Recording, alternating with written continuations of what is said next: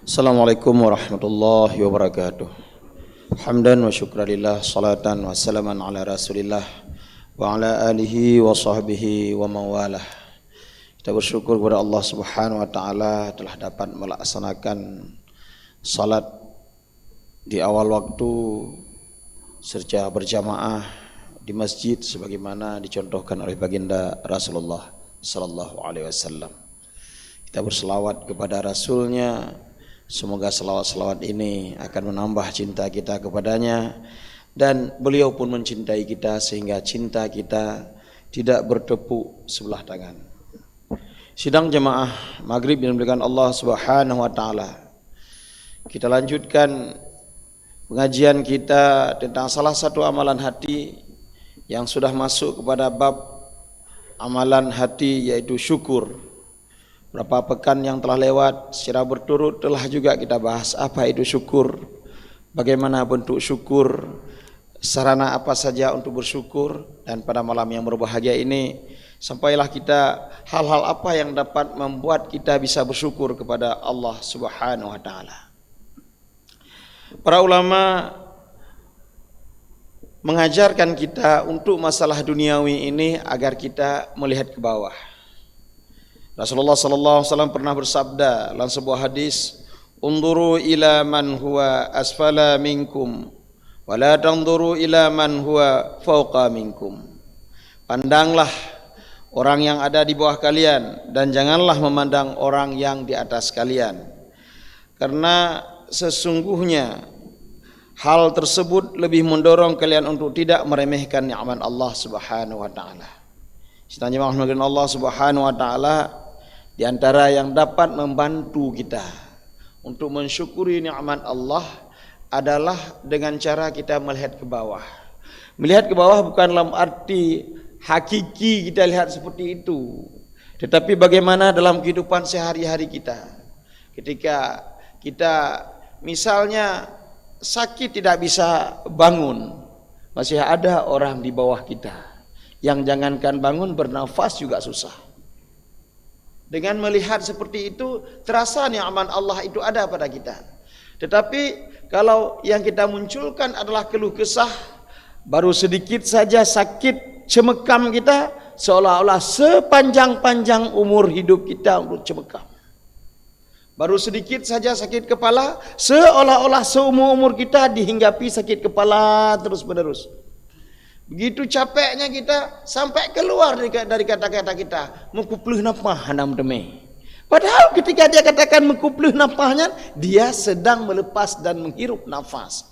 Inilah tanda-tanda kita tidak bisa mensyukuri nikmat Allah Subhanahu wa taala. Maka diajarkan oleh para ulama, diajarkan oleh guru-guru kita agar kita melihat ke bawah dalam hal keduniaan. Kalau kita nggak punya rumah yang bagus, bagaimana orang yang tidur di bawah jembatan? Kalau kita tidak punya kendaraan roda 4, bagaimana orang jangankan roda 4, berjalan saja harus dengan kursi roda. Kalau kita misalnya tidak punya jabatan yang tinggi, malah ada orang yang dengan jabatannya itu membuat dia menyesal dan sengsara seumur hidupnya. Sisa hidupnya digunakan di dalam penjara gara-gara jabatan dia. Maka sedang jemaah dimuliakan Allah Subhanahu wa taala, bahkan Allah Subhanahu wa taala dalam surah Al-An'am menyebutkan, wa huwallazi ja'ala lakum khalaifal ard wa rafa'a ba'dakum fawqa ba'd darajatin liyabluwakum fima atakum. Dan dialah yang menjadikan kamu penguasa-penguasa di bumi, dan dia meninggikan sebagian kamu atas sebahagian yang lain beberapa derajat untuk mengujimu tentang apa yang diberikannya kepadamu. Sedang jemaah menekan Allah Subhanahu wa taala, ketika seorang mendapatkan sesuatu misalnya jabatan, itu pada hakikatnya adalah ujian dari Allah Subhanahu wa taala. Apakah jabatan itu makin mendekatkan diri dia kepada Allah Subhanahu wa taala, atau sebaliknya jabatan itu menjauhkan dirinya dari Allah Subhanahu wa taala? Saya mendengar ada orang-orang yang memiliki jabatan-jabatan penting di Aceh.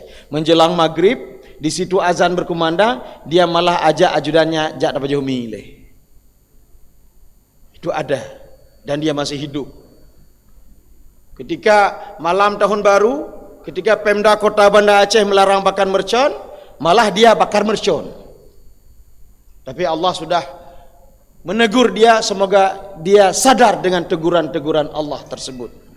Sedangkan maafkan Allah Subhanahu wa taala, bagaimana jabatan kita betul-betul itu adalah ujian dari Allah Subhanahu wa taala. Bahkan bukan jabatan apa saja, liyabluwakum ayyukum ahsanu amala. Sedangkan maafkan Allah Subhanahu wa taala. Kemudian para ulama juga mengajarkan kita bahwa seluruh nikmat yang Allah berikan, dan ini kita telah singgung pada selasa yang telah lewat, akan Allah minta pertanggungjawaban. Dalam surah At-Takatsur ayat terakhir yaitu ayat 8, Allah Subhanahu wa taala berfirman, "Tsumma latus'alunna yauma idzin 'anin na'im." Sesungguhnya kemudian kamu pasti akan ditanyai pada hari itu tentang kenikmatan yang kamu megah-megahkan dunia itu. Tapi kadang-kadang sidang jamaah yang dimuliakan Allah Subhanahu wa taala, dalam bab ini ada pula orang yang salah mengartikan. Begitu banyak nikmat Allah, seolah-olah nikmat Allah itu tidak boleh digunakan. Sehingga orang yang demikian telah mengharamkan apa yang dihalalkan oleh Allah Subhanahu wa taala. Padahal Nabi sendiri ditegur oleh Allah Subhanahu wa taala ketika mengharamkan apa yang dihalalkan. Dalam surah At-Tahrim ayat 1, Allah Subhanahu wa taala berfirman, "Ya ayuhan nabi, lima tuharrimu ma ahallallahu lak." Hai Nabi, kenapa engkau haramkan apa yang telah aku halalkan untuk kamu? Maka sidang jemaah yang Allah Subhanahu wa taala, ada sebahagian tidak makan daging lagi. Ada sebagian tidak makan telur, ada sebagian tidak makan ikan, ada sebagian sudah tidak menggunakan nikmat yang telah Allah curahkan, Allah limpahkan kepadanya. Ini salah. Bahkan Allah Subhanahu wa taala mengatakan, "Kulu washrabu min rizqillah wa la ta'thaw fil ardi mufsidin." Makan, minumlah apa yang telah Allah rezekikan kepada kita, tetapi janganlah kita berkeliaran di muka bumi ini untuk menjadi orang yang merusak bumi ini. Apa yang ada Allah turunkan di muka bumi ini kita makan selama itu halal. Apa yang Allah bolehkan kepada kita gunakan selama itu halal. Bukan kemudian kita duduk di gunung sana, tidak lagi makan ini, tidak lagi makan itu. Kenapa? Itu adalah dunia semua. Sedang jamaah yang dimuliakan Allah Subhanahu wa taala, yang dimaksud di sini adalah kehati-hatian dalam mencicipi, dalam menikmati nikmat-nikmat yang telah Allah anugerahkan kepada kita. Apa saja itu? Pakaian kita perlu hati-hati. Pakaian ini adalah pakaian yang mengandung unsur haram atau tidak, mencontoh orang kafir atau tidak, menyerupai pakaian lawan jenis atau tidak. Pakaian ini ada unsur-unsur sombong atau tidak. Selama hal-hal yang dilarang tidak terpenuhi di benda-benda itu, silakan. Demikian juga ketika kita makanan itu ada unsur haram atau tidak, cara mendapatkannya halal atau tidak, ada unsur berlebih-lebihan atau tidak. Kenapa? Karena akan bermasalah dengan ayat yang lain. Kulu washrabu min rizqillah wala tusrifu. Makan dan minumlah apa yang telah Allah anugerahkan kepada kita, yang Allah rezekikan kepada kita, tetapi wala tusrifu, jangan berlebih-lebihan. Karena ketika berlebih-lebihan, dari banyak sisi akan masalah. Di satu sisi lebih kita ambil, betapa banyak kita pergi ke kondangan, kita ambil daging sampai 3, yang kita makan 1. Sadar enggak kita, 1 bungkus nasi yang ditaruh daging itu 25.000. Harga daging itu 1 potong itu 15.000. Begitu kita enggak makan 2 potong, kita telah sia-siakan hak punya rumah sampai 30.000 dibuang. Kenapa kita enggak ukur-ukur diri? Kadang-kadang sudah tua, ngambil daging 3, ngambil lagi ikan, ngambil lagi macam-macam. Bukan jatah makanan dia. Masing-masing kita ada jatah makanannya. Kalau perut kita segini apa? Mekenen hana itu hoduk le. Bek supir kenen hana itu hoduk. Yang gawat urangnya.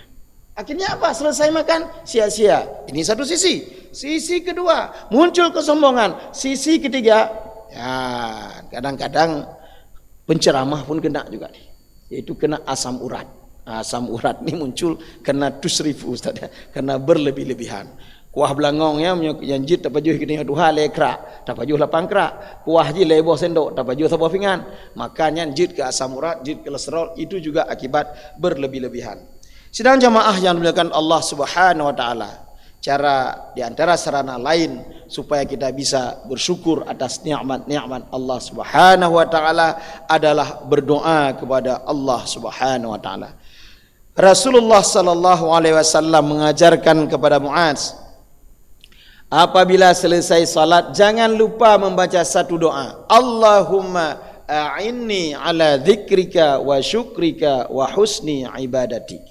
Pada sahabat Abu Hurairah diajarkan Allahumma a'inna, sama aja, a'inna untuk kami, a'inni untuk kita. Kalau jadi imam lebih bagus membaca a'inna ala dzikrika wa syukrika wa husni ibadatik. Karena untuk kita bisa berzikir, untuk kita bisa bersyukur, untuk kita bisa memperbaiki amalan, tidak ada lain kecuali pertolongan Allah Subhanahu wa taala. Lemahnya tubuh ini. Sidang jemaah kan Allah Subhanahu wa taala, kadang-kadang niat tadi selesai salat maghrib saya akan melaksanakan salat sunat. Tetapi kita tidak mampu untuk melaksanakan salat sunat. Duduk, tiba-tiba teringat sesuatu, pergi. Ada apa dengan kita? Kadang-kadang kita terlambat datang salat subuh berjamaah sehingga tidak mendapatkan salat sunat fajar. Ada apa dengan kita? Maka kenapa? Ini tandanya Allah tidak bantu kita. Karenanya untuk bisa memperbaiki amalan, untuk bisa berzikir, untuk bisa mensyukuri nikmat Allah, tengadahlah tangan ke langit. Mohonlah kepada Allah Subhanahu wa taala agar membantu kita untuk bisa mentaatinya, untuk bisa mensyukuri nikmatnya. Semoga apa yang kami sampaikan dalam beberapa hari ini tentang bab syukur bisa memperbaiki diri kami sendiri agar dapat terus-menerus mensyukuri nikmat Allah, sambil juga mewasiatkan kepada sidang jamaah sekalian untuk terus mensyukuri nikmat Allah Subhanahu wa taala.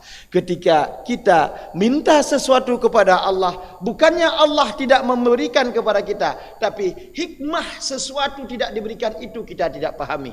Maka jangan mengejar kenapa, tapi teruslah kita perbaiki amal kita, nanti kita akan tahu kenapa sesuatu itu tidak Allah berikan kepada kita. Subhanakallahumma wa bihamdika asyhadu an la ilaha illa anta astaghfiruka wa atubu ilaik. Assalamualaikum warahmatullahi wabarakatuh.